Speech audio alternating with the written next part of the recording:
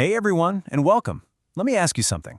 Have you ever had one of those days, or maybe one of those weeks, where you feel like you're running on a hamster wheel? You're constantly busy, but you're not actually being productive. Well, today, we're going to dive into a really powerful idea that's designed to be the antidote to that exact feeling. It's called essentialism. And this quote, wow, it just perfectly sums up the story of a guy named Sam Elliott.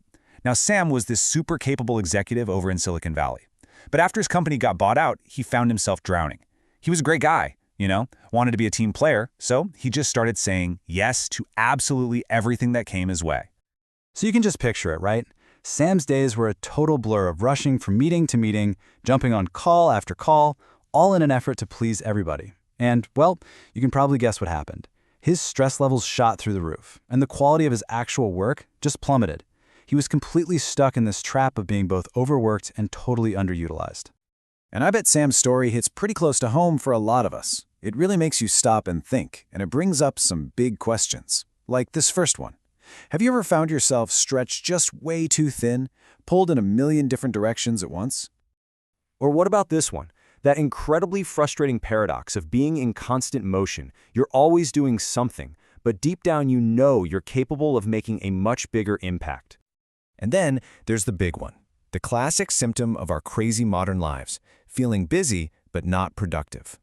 Look, if you answered yes to any of those questions, you are definitely not alone. The good news is there's a way out, and it's the way of the essentialist. Okay, so what is this way of the essentialist? What does it actually mean? Well, it all starts with a really fundamental shift in how we think about our most precious resource, our energy. Okay, now this slide. This visual just nails it. On the left, you've got the non-essentialist. All their energy is scattered, right? They're making a tiny millimeter of progress in a million different directions. But then look at the right. The essentialist takes that exact same amount of energy but focuses it, like a laser, making huge, significant progress on the very few things that truly matter. So here's the crucial thing to get. Essentialism is not about doing more. And honestly, it's not even about doing less just for the sake of it. It's a disciplined system for figuring out where can I make my absolute highest contribution, and then channeling all your energy into making that happen as effortlessly as possible. I love this. The legendary designer Dieter Rams, the guy behind all those classic Braun products, he summed up the entire philosophy in just 2 words, weniger aber besser.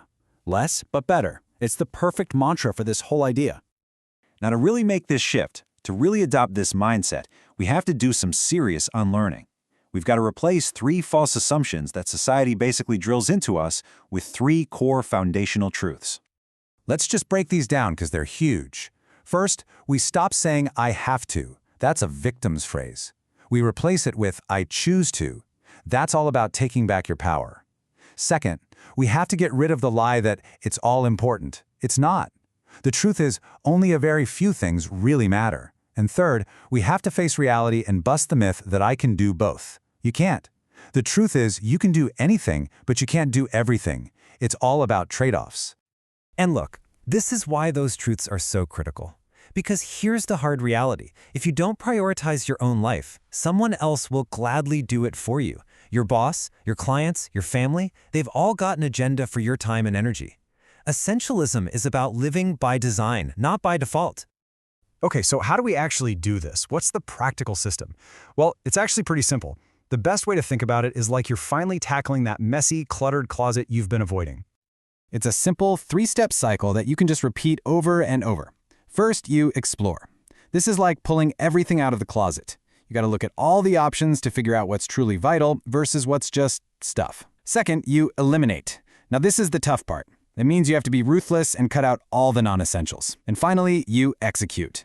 And this isn't just about doing the work.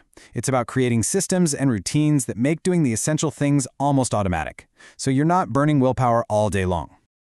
So for that second step, eliminate, which is honestly where the magic happens.